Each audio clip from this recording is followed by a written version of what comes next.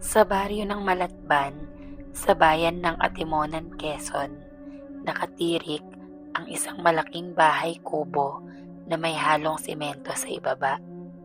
Doon, nakatira ang pamilyang kilala sa lugar, ang pamilya ni Aling Rosa.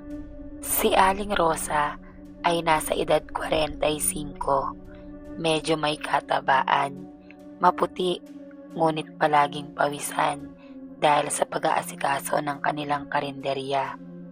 Nakapusod lagi ang kanyang buhok na mahaba't makapal at kadalasan ay suot niya ang kulay asul na bestida na may bulaklaking disenyo, sinamahan ng puting apron na may mantsa ng toyo at mantika. Malakas ang boses niya, laging klaro at may diin, kaya't kahit nasa kabilang kanto, dinig na dinig ng mga tao kapag sumisigaw siya ng utos. Ngunit sa kabila nito, mabait siya at palaging handang tumulong. Ang asawa naman niyang si Mando ay nasa edad 50, payat at medyo kuba dahil sa kabubuhat ng mabibigat na gulay at karne. Galing palengke, maitim ang balat, sunog ng araw at laging nakasuot ng kupas na kamiseta at shorts na halos butas na. Hindi siya palaimik. Kapag nagsalita, maikli at diretso. Kilala siya bilang tahimik, ngunit may mabigat na presensya. Sa kanilang bahay, siya ang parang haligi na kahit hindi madaldal, nararamdaman mong nariyan palagi. Si Mira naman, ang kanilang nag-iisang anak, 18 anyos, maputi at makinis.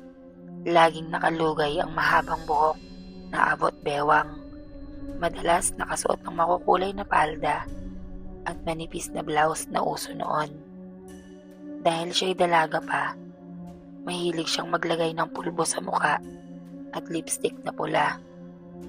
Maraming kabataang lalaki ang humahanga sa kanya.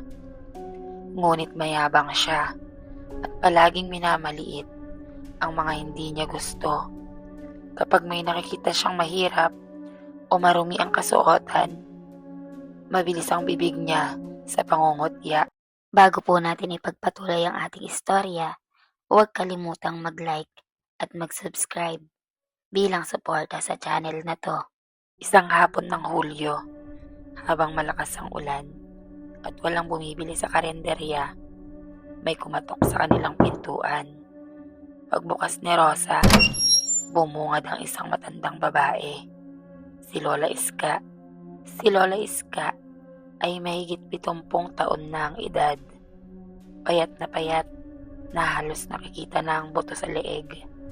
Kuba ang likod, mahaba ang buhok niya, puting-puti at gusot na parang hindi sinuklay ng ilang taon. Ang balat niya ay kulubot na, parang balat na pinatuyong prutas at may mga peklat na tila kagat ng insekto. Nakadaster siya na kupas at butas-butas, kulay abo na dati sigurong puti. Bit-bit niya ang isang lumang bayong na yari sa buri at sa loob nito ay may mga dahon, tuyong sanga at ilang bote ng langis na may lumulutang nakakaibang bagay. Sa kanyang paa ay nakatsinelas na halos mapigtas na at ang mga kuko niya ay mahaba at madidilaw. Ang amoy na dala niya ay kakaiba, hindi lamang amoy pawis na matanda, kundi may halong amoy ng lumang gamot, abo at parang nabubulok na halaman. Inenga, baka pwedeng makakain man lang kahit upong. Mahina at garalgal ang kanyang tinig. Naawa si Aling Rosa. Pinaupo niya ito at pinakain. Pagkatapos kumain, nagmakaawa si Lola Iska na tulungan siya magkaroon ng matutuluyan. Maaari akong tumulong. Maglilinis, maglalaba, mag-aalaga ng bata, o mayroon man. Hindi ako humihingi ng sahod. Pagkain at matutuluyan lang. Dahil sa awa, pumayag si Rosa. Mula noon, naging kasambahay si Lola Iska. Noong umpisa, tahimik lang si Lola Iska. Maaga siyang gumigising, nagwawalis sa bakuran gamit ang walis tingting na halos mas mahaba pa sa kanya. Hindi siya nakikipag-usap ng matagal. Bihira ang kanyang mga salita. Ngunit may napansin si Rosa. Palaging dala ni Lola Iska ang kanyang bayong. At sa tuwing gabi, inilalabas niya ito. At ang ilang tuyong dahon at nagbubulong sa sulok ng kanilang silid. Hindi iyon pinansin ni Rosa noong una. Ngunit, nagsimulang magkaroon ng kakaiba sa kanilang pamilya. Sa gabi, may tunog ng paggapang sa kisame. Parang libo-libong ipis ang nagtatakbuhan. Si Mira naman, ang kanilang anak, madalas binabangungot.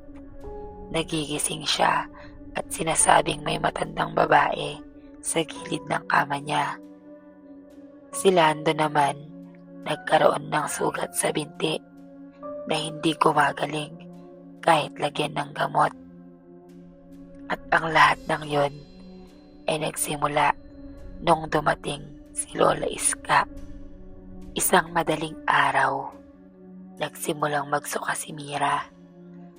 Ang akala nila'y simpleng trangkaso lang. Pero, nang isuka niya, ay may kasamang maliliit na uod at ipis. Napasigaw si Rosa sa gulat. Habang lumilipas ang mga araw, pumayat si Mira. Ang dati niyang makinis na balat ay naging maputla at puno ng pasa. Ang kanyang mga mata ay lumalim at ang buhok niya ay naglalagas. Mama! May gumagapang sa tiyan ko. Ma! Para may kumakagat sa loob. Yan ang iyak niya gabi-gabi. Dinala siya sa doktor. Ngunit negatibo sa lahat ng pagsusuri. Ang sabi ng mga doktor, wala siyang sakit. Ngunit ang katawan ni Mira ay tuloy-tuloy ang paghina. Isang gabi, nakita ni Rosa si Lola Iska na nakatalikod sa kusina. Hawak ang isang garapon na puno ng uod at ipis. Binubulangan niya ito habang tinutusok ng karayom ang isang basahang manika. Pagtingin ni Rosa sa ilalim ng higaan ni Lola Iska, natagpuan niya ang mga gamit ng kanyang anak. Suklay na may buhok ni Mira, mga damit na may mantsa ng dugo, at mga panyo na tinusukan ng aspile. Ikaw ang bumabarang sa anak ko. Ngumiti si Lola Iska. Ipinakita ang kanyang ngipin na itim at bulok. Oo, ako nga. Dahil ang anak mo si Mira, nilait niya ako. Tinawag niya akong pangit, mabaho, at walang silbi. Sa harap ng mga tao, hindi ko pinapalampas ang kanyang pahiyan. Dahil sa desperasyon, ipinatawag ni Rosa ang isang tanyag na albularyo mula sa kabilang baryo. Dumating ito isang gabi. May dalang anting-anting, langis, at krus na bakal. Habang binabasahan ng dasal si Mira, biglang nagwala si Lola Iska.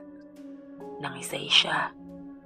Tumawa ng malakas at naglabasan ng mga ipis, langaw, at gamo-gamo sa buong bahay. Ang bubong ay parang lumindol at bumigat ang hangin na parang walang oxygen. Sumigaw si Lola Iska. Hindi niyo ako mapipigilan. Kahit mamatay ako, hindi matatapos ang sumpa. Nagpatuloy ang albularyo sa orasyon. Pinapahid ang langis sa noo ni Mira. Ang katawan ng dalaga ay nangingisay habang lumalabas sa bibig niya ang mga uod. Pagkatapos ng halos 2 oras na ritual, biglang bumagsak si Lola Iska sa sahig. Duguan ang bibig at ilong patay. Pagkatapos ng halos 2 oras na ritual, biglang bumagsak si Lola Iska sa sahig. Kasabay nito, unti-unting bumuti ang pakiramdam ni Mira. Matapos ang mahaba at nakakapagod na ritual, tuluyang bumagsak sa sahig si Lola Iska.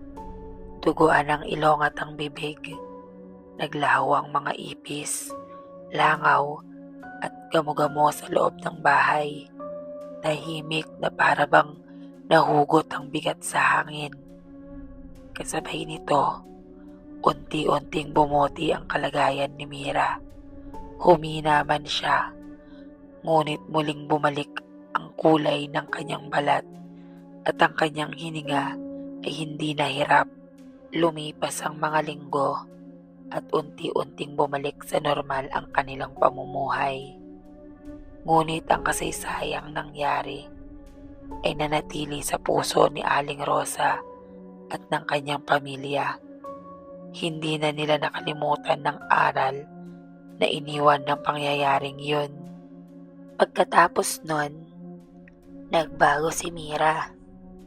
Ang dating mayabang at mapanlait na dalaga ay natutong maging mapagpakumbaba. Naunawaan niyang ang isang salitang masakit, kahit minsan ay pabiro lamang, ay maaaring magdulot ng sugat na hindi agad naghihilom at maaaring humantong sa trahedya. Si Aling Rosa naman ay natutong maging mas maingat sa pagtanggap ng tao sa kanilang bahay. Na-realize niya na ang awa ay mabuti, ngunit kailangang may kasamang pag-iingat at pag-alam kung sino talaga ang pinapapasok mo sa inyong tahanan. At para kay Mang Lando, natutunan niyang minsan ang katahimikan ay hindi sapat. Kailangang magsalita at ipagtanggol ang pamilya bago lumala ang lahat. Minsan, kailangang matuto ang respeto, lalo na sa matatanda. Iwasang manglait at manginsulto sapagkat hindi mo alam ang bigat na dala ng taong pinagtatawanan mo. At higit sa lahat, huwag mong hayaang pumasok ang dilim sa loob ng inyong tahanan sapagkat ang kulam, ang barang, at ang lahat ng uri ng kasamaan nagsisimula lamang kapag pinahintulutan nating manirahan ang puot at galit sa ating mga puso.